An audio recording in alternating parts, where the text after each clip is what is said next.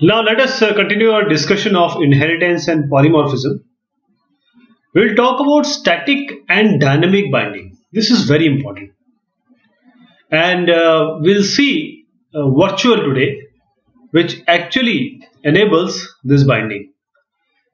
We have already seen that when one class B, which is inheriting A, and it can override replace the functions which are already existing in A, as we have seen deluxe linked list which you have made.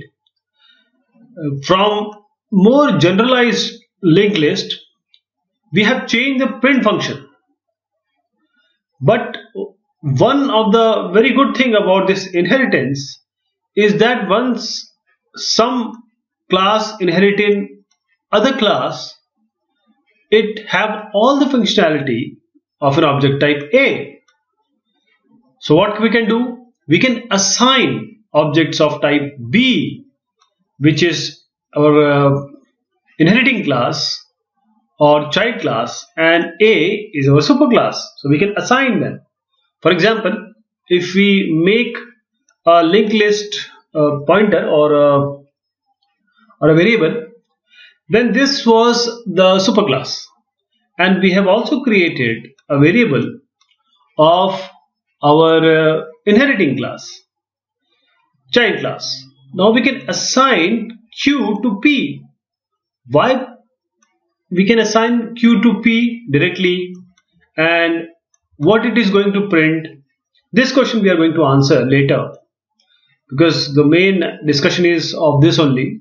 But how can we assign this? We can perfectly assign this because Q is more generalized version of P. By virtue of our inheritance, all deluxe linked class actually it is having a relationship with linked list. So we can assign objects of type deluxe linked list into a variable of type linked list. But there is a condition, I'll tell you later. And because objects of type this linked list also have a print function, we can call it.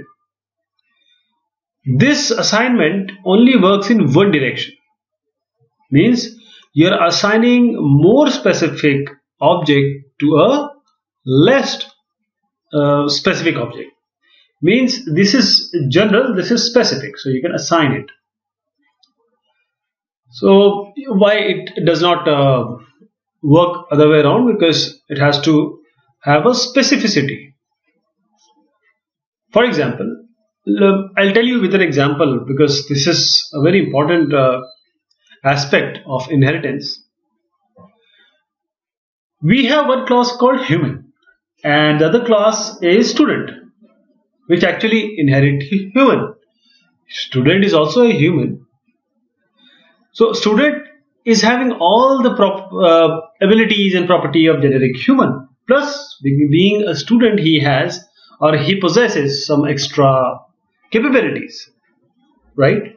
So when you have some task which is related to human, like donate blood, you can just substitute a student. But when you actually need a student, for example, taking a exam, you cannot substitute any human being, since there will be a mismatch. Student know how to give exam. Every human being does not know it, right? One more thing. This is only possible when the inheritance is public. If you have inherited protected or privately, it is not going to work. So this is public inheritance. So this is very important to understand, that public inheritance has to be there for all this discussion we have just completed. Let us take an example of this. If you are planning to use our couch, we have already seen this in the part 1, for sitting on it, and you are implementing bed as a couch, then the bed is not beneficial.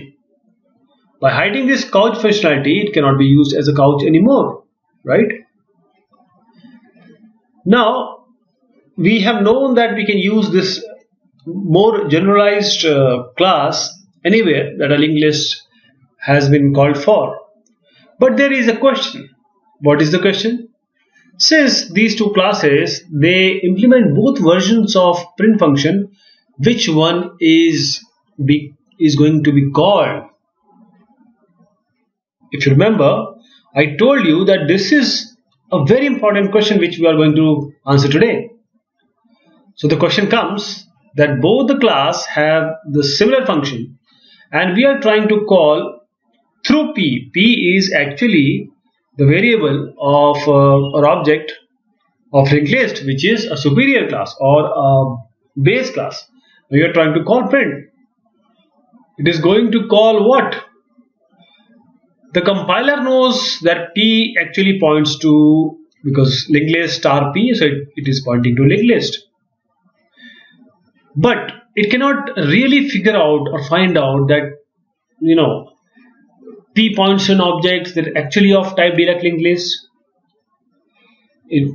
At that time, the code analysis is going on. P points to an object that's actually of type deluxe linked list, this deluxe linked list. So, which version of print it should call? While the compiler does not know at a compile time, this is the compile time, that what exactly P points to when it comes time to actually call a function during execution, it must know actual precise object that is pointed by P, right? So, and it so happens to be of type deluxe linked list. This deluxe linked list will be called. The problem lies here, because P was pointing to linked list, but because of compile time, it is going to call the print function of deluxe linked list, your more generalized class, right? So the problem arises that P print will, though it is what? It is of linked list, but when you assign this and you call it, it is going to print the linked list, the deluxe version of linked list print function. So both are the valid, both have similar structure. So if we do not put any additional instruction in the code, C++ will actually call the version of the function which is corresponding to the declared type of the variable which we are using.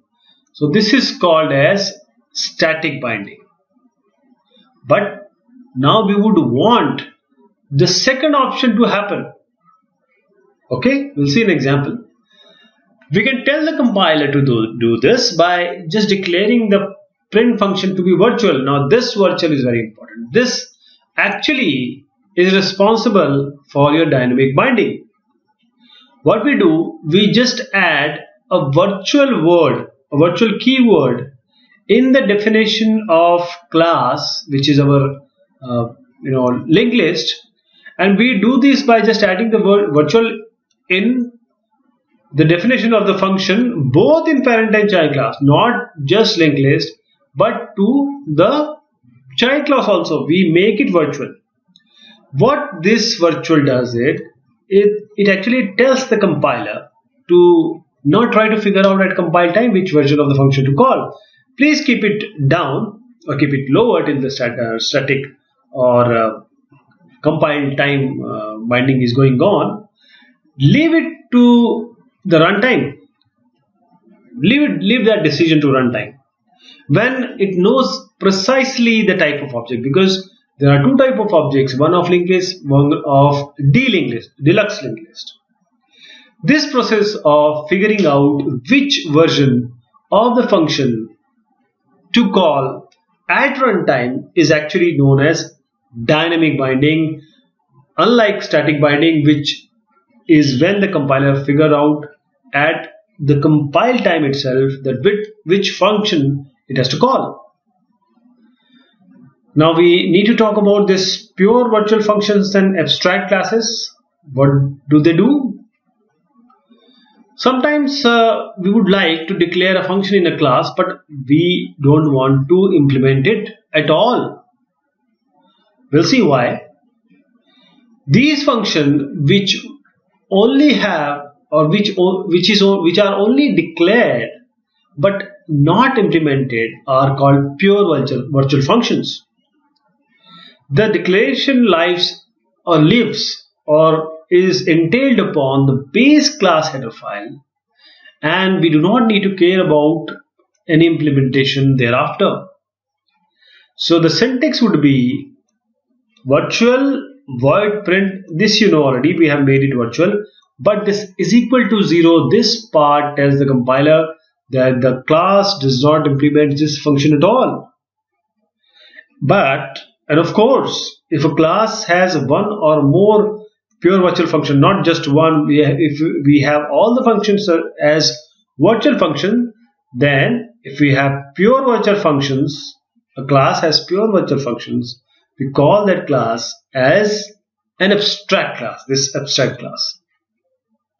So no object can be created from abstract class. Now you know why. Because even if an object is created, what that object is going to do, it is not going to, there is no definition of the function, what that object is going to call. We would like to create objects, then what would be the code like if we want to create objects of this A obj, this is object of new A, and we want to print obj print. What code should be executed when we are going to do this? This code, this print has no definition. So there is no function to call. If all the functions which are inside a class are pure virtual functions, that class is known as or regarded as abstract class. So why and how to use these virtual functions? We have already talked about virtual functions. The main idea to create this pure virtual function is to force inheriting class to actually implement a function. For example, in the above example we have just seen, if we somehow later implement class B and C which inherit from A, we have A and then B and C are also there, and B is actually A is inherited by B and C. So we will force them, we will force B and C, because this is virtual function, pure virtual function. We will tell B and C that okay, we don't have any definition, please give the definition, this is forced upon you. So we can safely call print function of the corresponding classes, right? So we will not have any code error or duplication. Just example that you are developing a graphic program that lets you to draw basic shapes. Since all the graphic objects like rectangle, circle, polygon, etc., they all have some similar properties like color, line width, line style, and many more, but also have some functionality. What you would like to do is to define a general class which is called graphic object, which captures all these basic properties which belongs to every graphic objects. And you also need or aspire to provide some functions which just like draw, means drawing itself, resize or others. But specific function of an object type, for example, you don't know how to implement the function yet, because this is what we are trying to do. You want to force this object or graphic object, this what we have made a general one, later on to define these functions which you want them to have. These are the basic functions like draw, resize or any other. So you want them to be there. Let us take how to do them. Like you're making a list. Let's have a graphic object list and all my objects.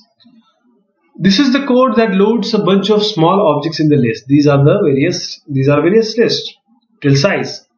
Even though all my objects may contain many different type of graphic object, as long as all of them inherit this graphic object, this is the base version, they implement draw function, and the above code, this code work perfectly alright, because all of them has their own draw implemented.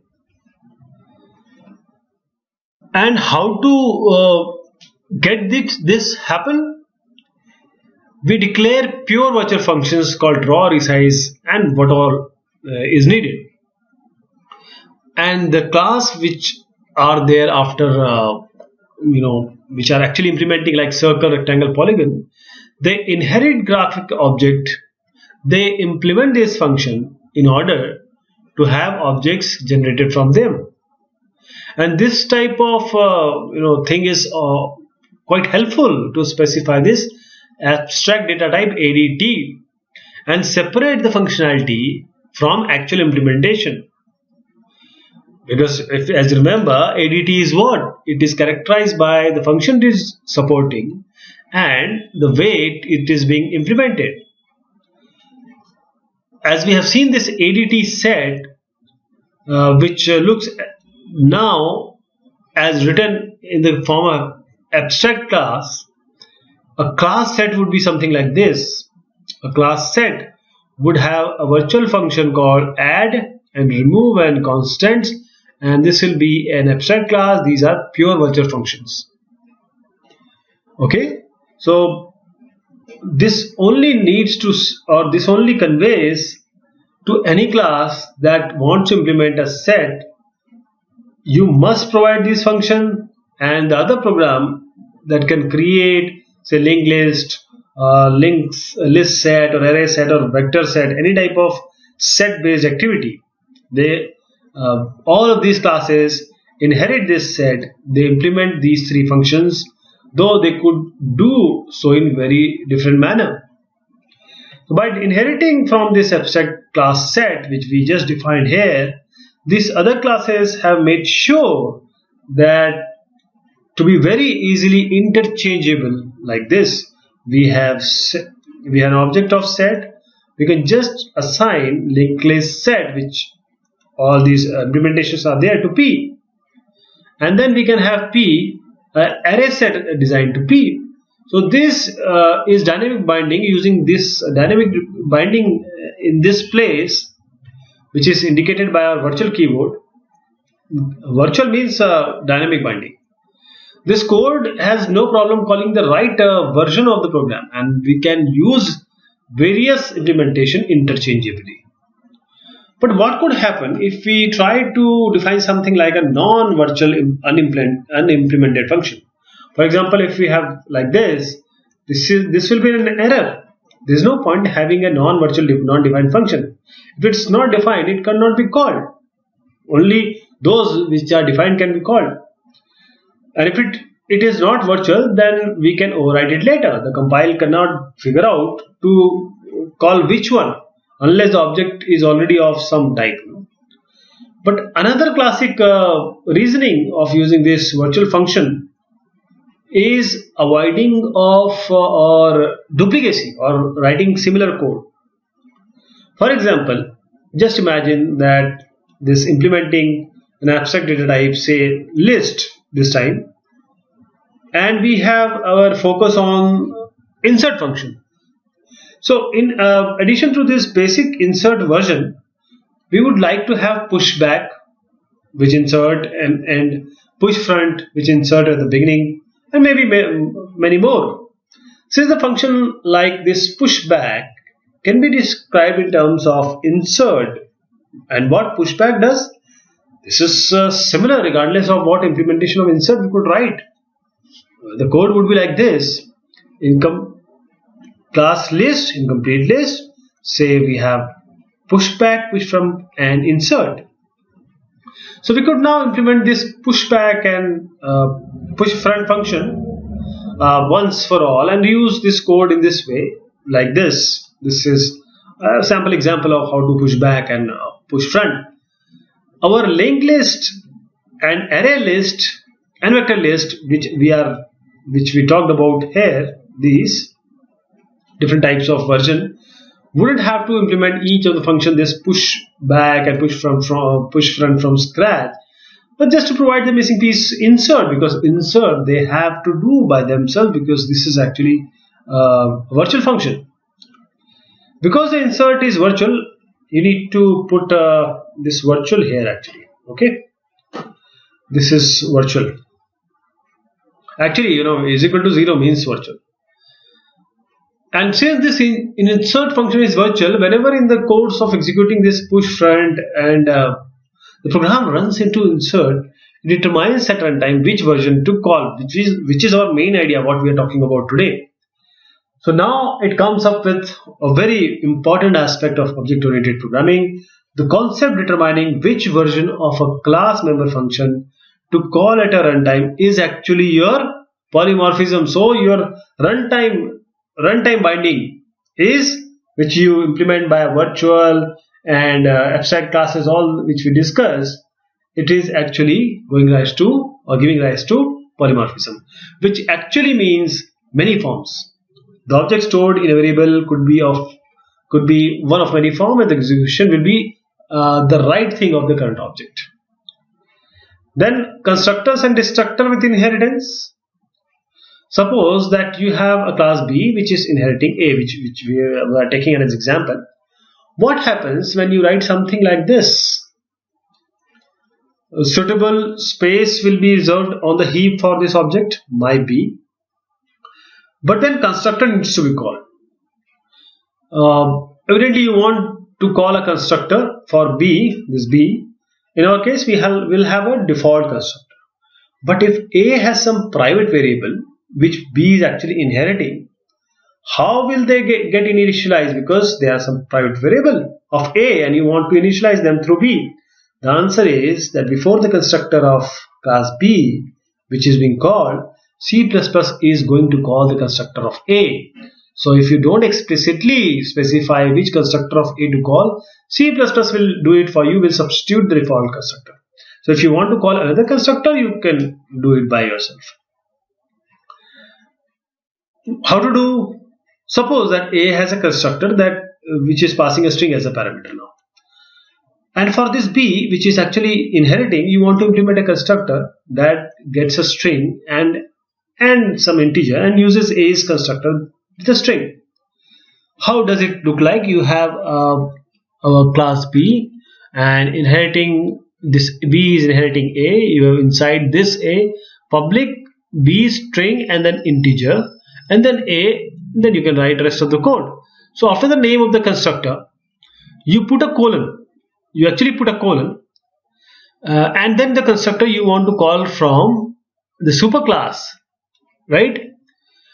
Again, it is important to remember that C++ always calls constructor for all the superclasses or the base classes before it calls constructor of itself.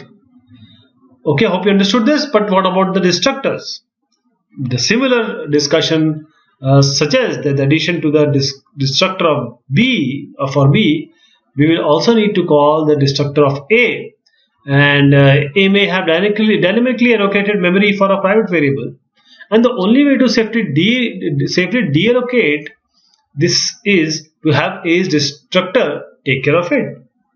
So what it does, it calls to the destructor which is happening in the reverse order of constructor. That is, first the destructor of B will be called and then the destructor of A, because A is a base class. Why it makes sense? Since B stuff is built on top of A, so we need to cleanly remove B, so even after we could think of A. So for destructors is only, or since classes only have one or with no parameter, you don't have to worry about explicitly calling one or the other. C++ actually takes care of destructor called chain, which is in the form of the chain for you, and all you need to do is to be well aware of it and not to destroy in the destructor of B any data that you will then again attempt to destroy in A. But something you need to always remember that whatever you have classes that inheriting or being inherited, making this destructure virtual. This is very important for the reason when we call or we call delete P, which destructor is supposed to be called.